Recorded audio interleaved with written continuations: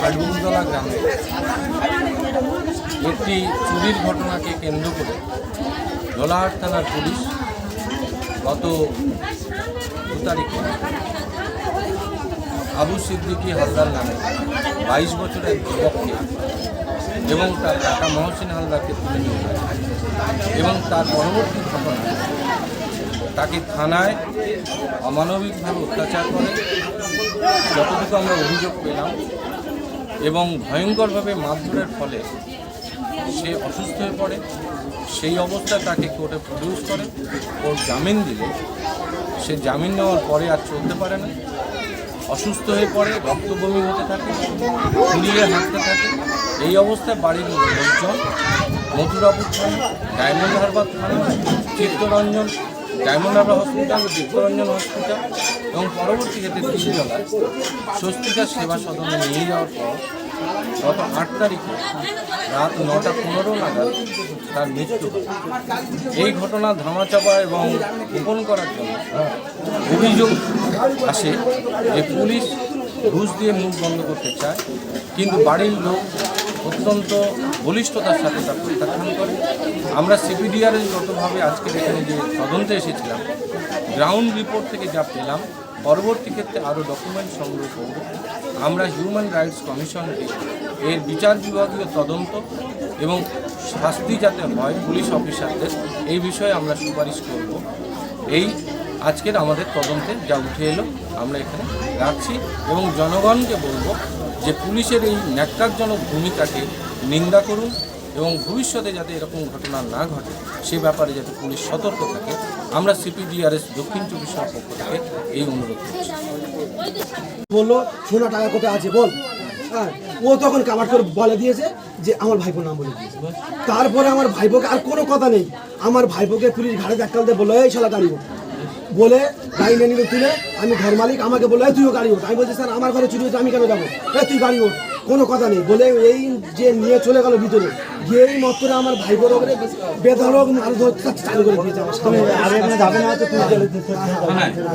দিয়ে আমার টাইম ধরে নাও 8টা ভালো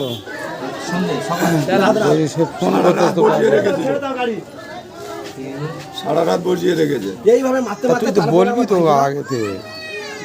বেশ, এবারে ওরা তুলে নিয়ে গেল, আপনাকেও নিয়ে গেল এবং ওদের ধরেনি।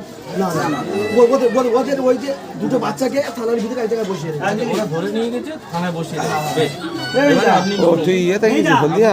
জেলে মানে এতে আচ্ছা ওটা তো হয়ে যাওয়ার পরে সব এইখান থেকে সেরে নেওয়ার পরে তারপরে ভাইপোকে মানে কি করবো কুক করে তুলেছে। সেদিন আমি জামিন করে নিয়ে 3 তারিখ মানে আরো একদিন পুলিশ যেতে হবে না। আমি এই জায়গাটা আমার কাছে গুরুত্বপূর্ণ যেটা জানতে চাই।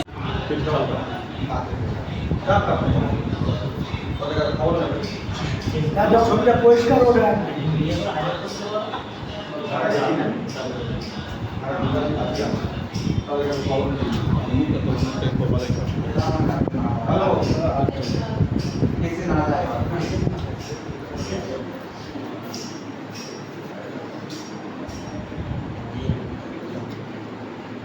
ঘোর ঘোর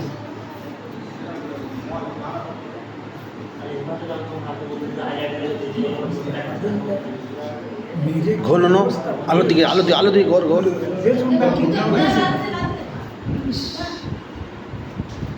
কি অবস্থা করে আলোর দিকে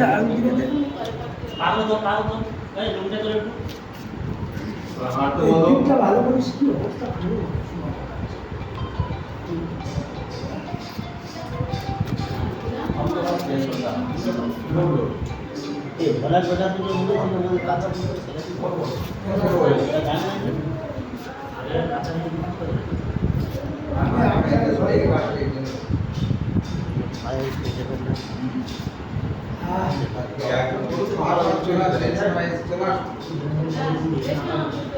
বাড়িতে